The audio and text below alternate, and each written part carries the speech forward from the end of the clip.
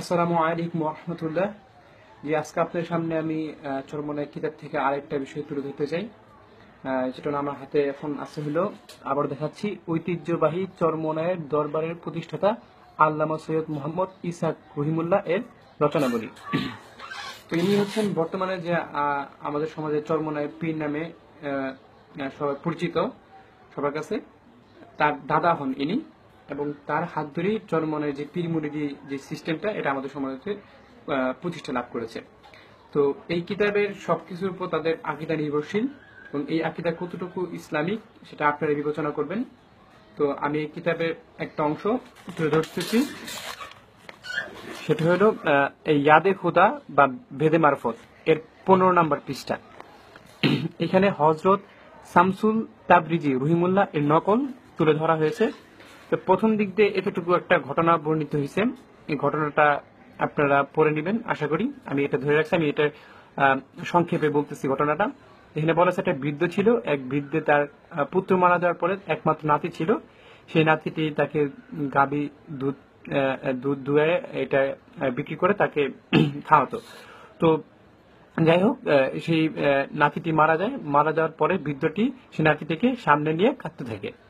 তো এই সময় এই বুজুর্গ ব্যক্তি কিংবা পীর এই বৃদ্ধকে দেখতেছিল যে তার নাতিকে সামনে নিয়ে কাঁদতেছে। তখন এই ঘটনাটা দেখেন, যে তখন ঘটনা এখানে বলছে, হুজুর বলিলেন, এই ঘটনা কি সত্য? মানে তার নাতি যে মারা গেছে, কিংবা তার নাতি যে তাকে খাওয়াতো গাভীর দুধ বিক্রি করে, তো এই ঘটনা কি সত্য কিনা? তখন বৃদ্ধ উত্তর করিলেন, সত্য হওয়ার কোনো সন্দেহ নাই। তখন হুজুর বলিলেন, হে ছেলে, তুমি আমার হুকুমে দাঁড়াও। ভালো মতো দেখুন কি বলছে, তুমি আমার হুকুমে দাঁড়াও। সেটা কতটুকু ইসলামকে আমার বোধগম্য নয়। তারপর বলতেছে, তখনই ছেলে উঠিয়া দাঁড়াইল এবং বলিল, আমার দাদু কোথায়? দাদা স্নেহ ভরে কোলে জড়াইয়া বলিল, দাদা, তুমি মরিয়াছিলে, এখন কিরূপে জীবিত হইলে?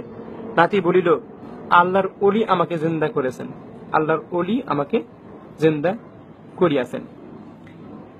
এই ঘটনা প্রকাশ হওয়ার পরে খাঁটি মুসলমান বাদশার কাছে এই খবর পৌঁছানো হলো।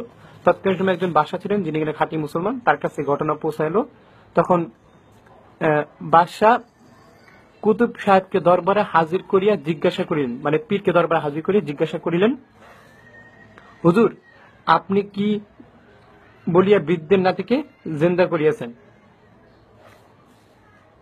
তিনি বলিলেন যে, আমি বলিয়াছি, হে ছেলে, আমার আদেশে জীবিত হয়ে যাও। দেখুন, বাদশা বলিলেন, আফসোস, যদি আল্লাহর আদেশে জিন্দা হইতে বলিতেন। বাদশা তো ঠিকই বলতেছে। এখন দেখেন, তারপরে কুতুব সাহেব উত্তর করিলেন, মাবুদের কাছে আবার কি জিজ্ঞাসা করিব, তার আন্দাজ নাই। দেখেন, তাহার আন্দাজ নাই। এই কথা কতটুকু ইসলামিক আল্লাহর সাথে বলা যায়, কতটুকু বেয়াদবি বা আদব, সেটা আপনারাই বিবেচনা করবেন। তারপরে দেখুন, এই বৃদ্ধের একটি মাত্র পুত্র ছিল, তাহাও ছিনিয়াছে, বাকি ছিল এই নাতিটি, যে গাভী পালন করিয়া কোনরূপ জিন্দেগি গুজরান করিত, এখন এটিও নিয়ে গেল। তাই আমি, তারপরের পৃষ্ঠে যেতেছি, তাই আমি বেদে মারফত এর 16 পৃষ্ঠা, তাই আমি আল্লাহ পাকের দরবার থেকে জোরপূর্বক রূহ ছিনিয়া আসিয়াছি। তো এটাকে পরবর্তী আরো কিছু ঘটনা আছে, যে এটাকে শরীয়ত বলতেছে, এবং বাদশা যে বলছিল যে তুমি শিরক করছো, এটা এটা আসলে শরীয়ত না, শরীয়ত হবে হলো এই পীর যেটা বলছে সেটাই শরীয়ত। এখানে এগুলাই উল্লেখ করা হয়েছে। তো এগুলা না গেলাম।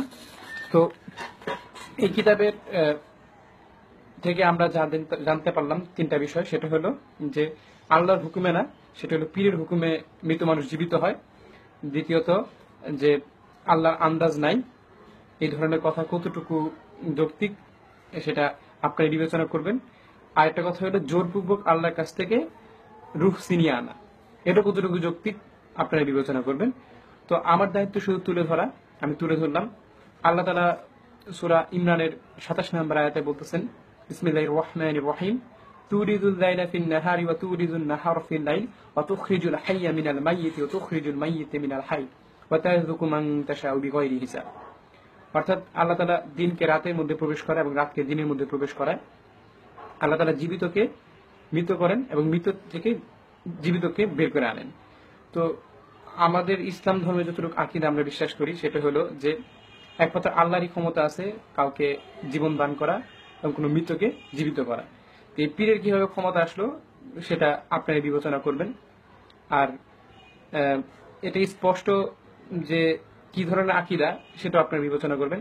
আর এই এই কিতাবে যতগুলা বুজুর্গদের কাহিনী বলা হয়েছে সবগুলা কে এই পীর কিংবা চরমনের পীর তাদেরকে আদর্শ বলতেছেন যে তারা হলো বুজুর্গ ব্যক্তি, তারা হলো ইসলামের আদর্শ এবং তাদেরকে তাদের এই কুফরি গুলাকে তারা কিংবা শিরক গুলাকে তারা শিরক বা কুফরি হিসেবে বলতেছে না, তারা বলতেছে যে এটাই হলো শরীয়ত।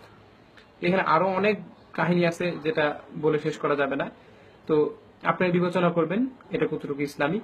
আমার দায়িত্ব আমি আপনাদের কাছে তুলে ধরলাম, আর আপনাদের আল্লাহ তাআলা বিবেক বুদ্ধি দিয়েছে, আপনারা বিবেচনা করবেন যে এটা কতটুকু সঠিক। আসসালামু আলাইকুম ওয়া রাহমাতুল্লাহ।